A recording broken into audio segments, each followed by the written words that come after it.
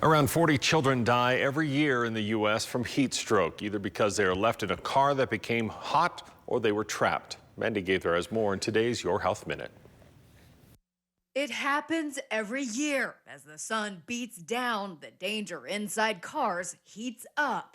If it's even for a minute, take your child with you. Do not leave anyone in a car, even if you're running an errand for 1 minute. It can happen very quickly. Since 1998, more than 940 children have died after either being left or trapped in a hot car. A majority of those deaths happen because someone forgets a child in a car. Usually that's because their routine changed. So dad may typically drop off the child, but instead mom was dropping off the child at daycare and she forgot. She just went on to work, closed the car door, and went upstairs to her office. Children's Healthcare of Atlanta's Strong for Life program says when it's 75 degrees out, it takes 30 minutes for the inside of a car to hit 104 degrees. But the danger rises with the temperature. At 95 degrees outside, it takes 5 minutes for the inside to reach 102.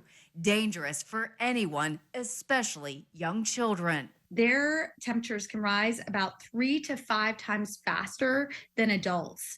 In addition, young babies and toddlers, they don't sweat as much, so they can't distribute that heat. Experts say always check the back seat before locking car doors. It may help to leave something like a cell phone next to the car seat and have a plan with your child's daycare center. Make sure that they check in on you if for some reason your child is late or not there that day, and just make sure that nothing happened. For Health Minute, I'm Mandy Gaither.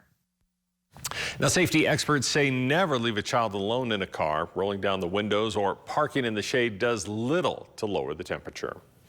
More kids, teens, and young adults are experiencing anxiety, but fewer are getting the right treatment. That's according to a new study. It looked at data from the National Ambulatory Medical Service survey from 2006 to 2018. The patients ranged in age from 4 to 24 years old.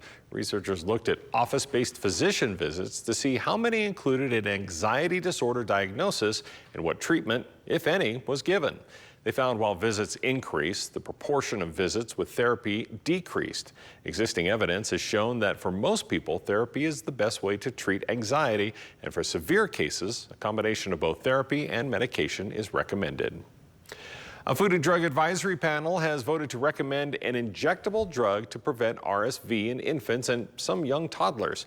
The therapy was developed by Sanofi and AstraZeneca and is called nirsevimab. It's designed to be given as a single shot at birth or baby's first session of RSV.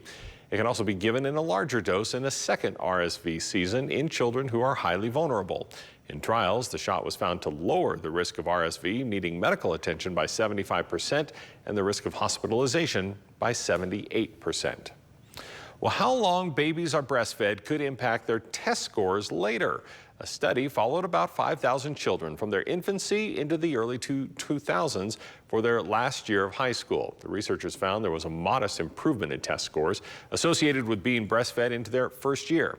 Children who were breastfed for at least a year were nearly 40% more likely to have a high pass for both math and English exams in adolescence. The results only show a correlation between breastfeeding and test scores. They don't prove that breastfeeding caused the children to be better on the tests.